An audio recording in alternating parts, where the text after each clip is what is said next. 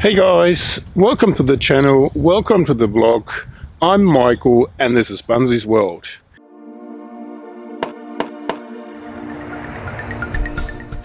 If you're new to the channel, a big welcome to you. Make sure you subscribe. You can click down the bottom right of your screen or on the main page on YouTube. If you want to be notified about any videos that I'm uploading, make sure you also hit the bell icon. Previously on Bunzy's World.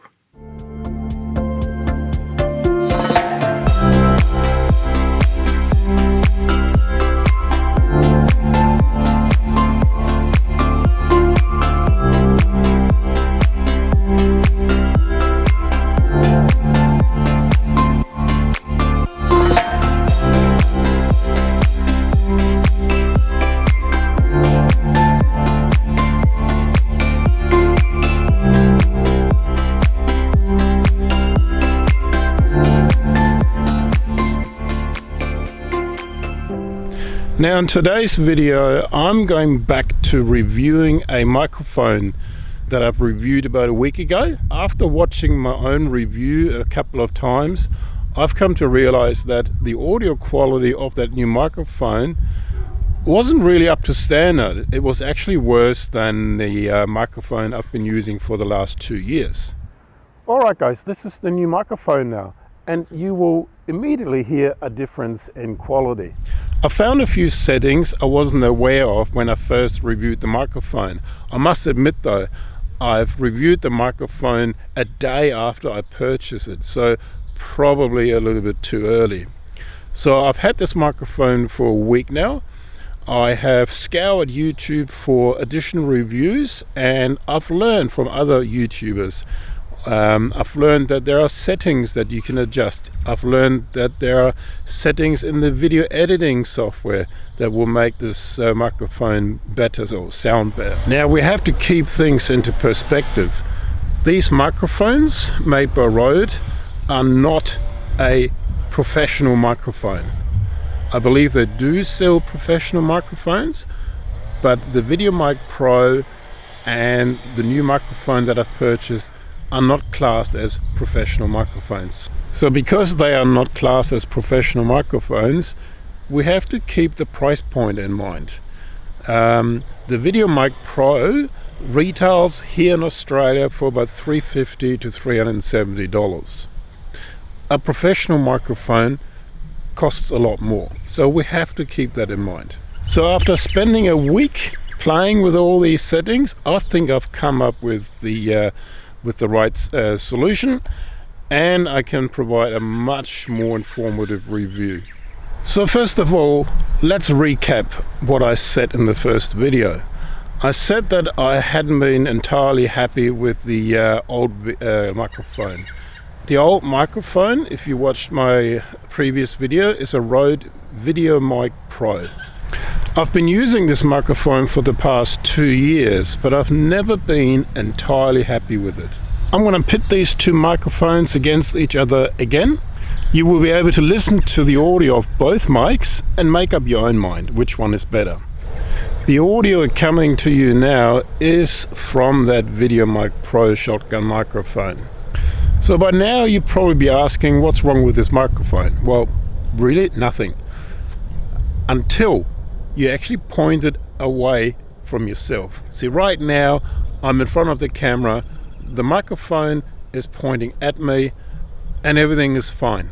That's what a shotgun microphone is designed to do. It is supposed to take the audio at the front, not what's surrounding this camera. It will record sounds from behind, but not as clear. So my problem has always been, once I point the camera at something else, the audio, my voice, becomes muffled. Let's give this a go. I'm going to turn this camera around now so you can see what's happening, what I'm looking at. So this is now what I'm looking at. Problem is, you can already tell my voice has become somewhat muffled.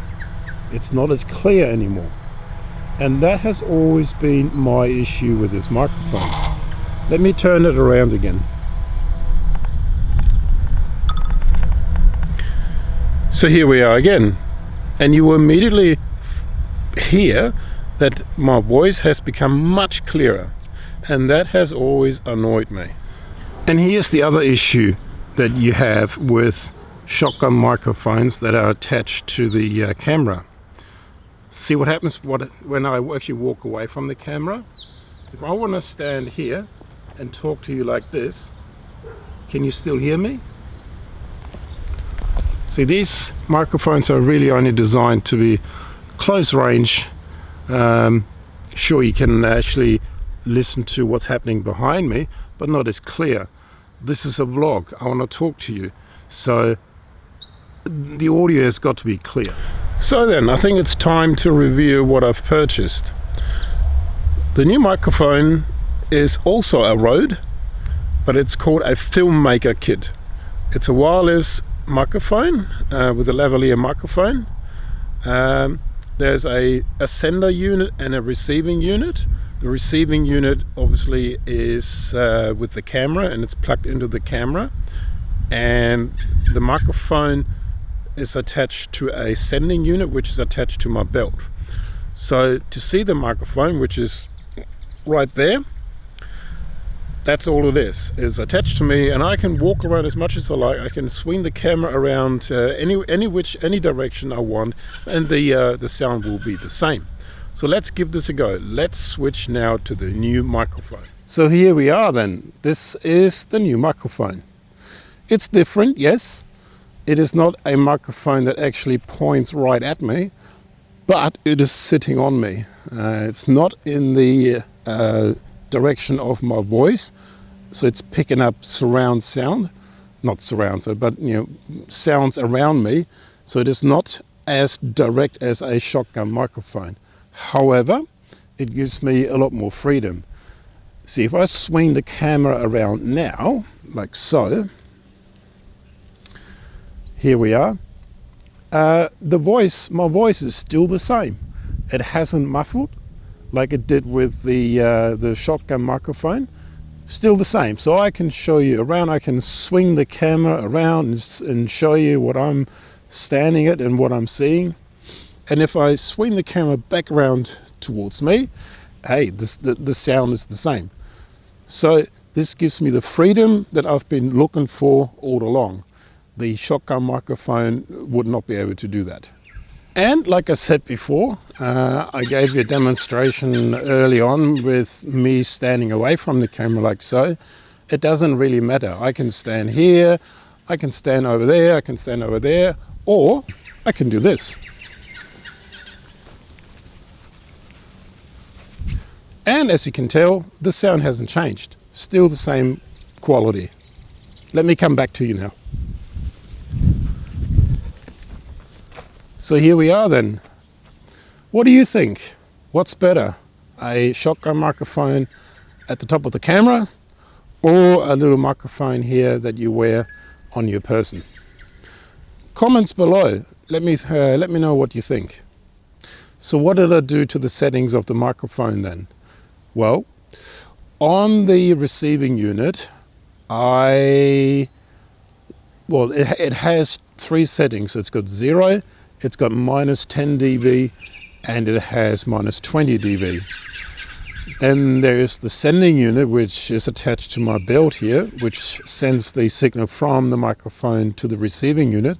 You can have 0, you can have +10 dB, and you can have +20 dB. So the way I ended up with +10 dB on the microphone and 0 on the receiving unit. The other adjustment I've made was on the camera. See, the camera microphone setting was set to automatic. I was told, or the reviews on YouTube, most people said it will interfere with the sound. What you should do is you should switch your microphone gain in the camera to manual and adjust it to bare minimum. So that's what I've done. So what's ended up happening now is the microphone is boosting it by 10 dB and the camera is set to 1 notch above 0. Basically the camera's not dealing with the microphone sound at all.